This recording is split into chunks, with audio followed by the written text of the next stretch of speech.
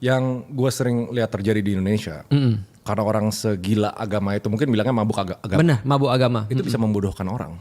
Banget.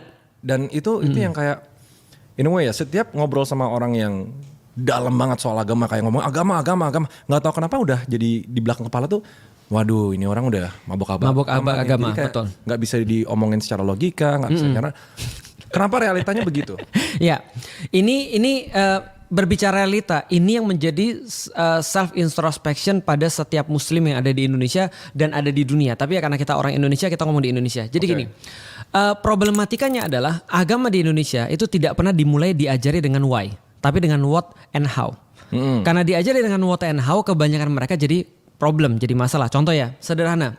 Kenapa kita bilang misalnya ada orang beragama dia semakin misalnya sulit untuk diajak untuk rasional, untuk diajak untuk ngobrol secara logika. Karena dari awal dia melihat agama itu tidak rasional. Dia nggak mulai dengan why, dia mulai dengan what and how. Contoh ya, kita berbicara tentang takdir misalnya. Berapa banyak lu ketemu orang muslim, lalu kemudian bilang, kalau sudah takdir pasti jadi punya kita. Kalau belum takdir, itu nggak jadi punya kita. Itu kalau dimaknai bagus, Rey, itu keren banget. Kenapa? Karena membuat orang kalau dia dapat sesuatu, ini bukan saya, ini Allah. Nah balik lagi, yang orang yang bisa bertanya why, betul. Itu orang yang punya taraf berpikir. Benar. Makanya Islam disuruh dari awal mikir. Oke. Guru-guru menaikkan taraf berpikir. Termasuk Ray menjadi guru karena menaikkan taraf berpikir orang. Nggak harus jadi ustadz kan?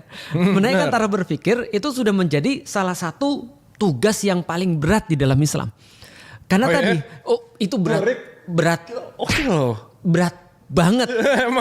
Kalau nggak berat nggak akan jadi tugasnya para nabi kan gitu kan ya. Aisyah bilang begini, Bunda Aisyah bilang bahwasanya Rasulullah itu mengajarkan kepada kami akidah dulu, why dulu sebelum halal dan haram. Karena kalau halal dan haram dikasih tahu kepada kami sebelum akidah, maka kami akan tolak semua itu. Karena kami nggak punya reason untuk kemudian kenapa kita harus berbuat seperti ini. Mungkin karena aku punya point of view dari orang-orang yang bukan muslim, yang dulunya benci sama Islam, nggak suka sama Islam. Lu sempat benci? Bukan benci lagi, aku benci banget orang Islam tuh munafik. Serius? Iya.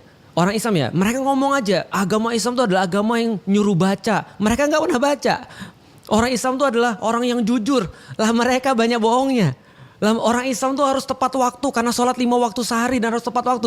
Mereka kalau diajak janjian telat mulu gitu kan ya. Ini kondisi-kondisi yang dan aku benci bukan karena itu juga sih. Aku benci karena perlakuan mereka terhadap orang Chinese.